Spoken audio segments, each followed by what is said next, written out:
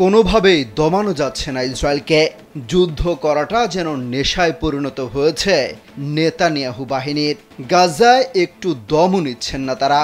সেই যুদ্ধের মধ্যে এবার সর্বশক্তি দিয়ে লেবাননের বিরুদ্ধে ঝাঁপিয়ে পড়ার নির্দেশ দিলেন ইসরায়েলের প্রধানমন্ত্রী বেনিয়ামিন নেতানিয়াহু।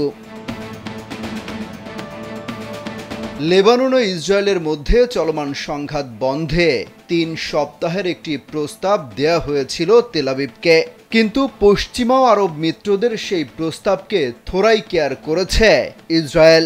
দেশটির প্রধানমন্ত্রী বেনিয়ামিন নেতানিয়াহু সর্বশক্তি দিয়ে লেবাননে হামলা চালানোর নির্দেশ দিয়েছেন। যমুনা স্মার্ট রেফ্রিজারেটর, স্মার্ট লাইফে স্মার্ট রেফ্রিজারেটর। গেল সোমবার থেকে লেবাননে ব্যাপক হামলা শুরু করে ইসরায়েলি বাহিনী। তাদের দাবি, সশস্ত্র গোষ্ঠী হিজবুল্লাহকে লক্ষ্য করে এসব হামলা চালানো হচ্ছে। হামলায় এখন পর্যন্ত ৬ শতাধিক মানুষ নিহত হয়েছেন।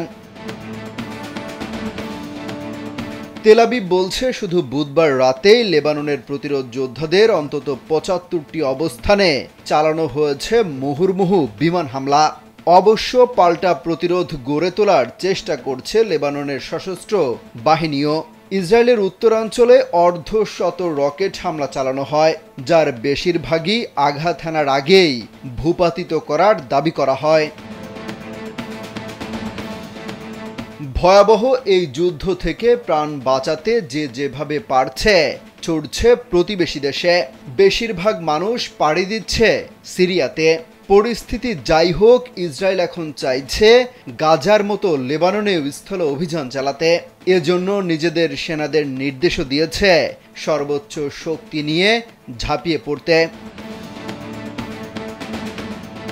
এর আগে গাজা যুদ্ধ নিয়ে সরাসরি বিবাদে জড়ায় ইসরায়েলের প্রধানমন্ত্রী বেনিয়ামিন নেতানিয়াহু এবং মার্কিন প্রেসিডেন্ট জো বাইডেন। যুদ্ধ বন্ধের আহ্বান জানালেও সেই সময় বাইডেনকে পাত্তা দেননি নেতানিয়াহু। অটল থাকেন যুদ্ধের সিদ্ধান্তে। তবে চোখে চোখ রেখে লড়াই চালিয়ে যেতে চায় হিজবুল্লাহ। এক্ষেত্রে তাদের পরম মিত্র ইরান জাতিসংঘে দু একটা প্রতিবাদ জানানো ছাড়া তেমন কোনো পদক্ষেপ নেয়নি এখনো। এ নিয়েও শুরু হয়েছে সমালোচনা।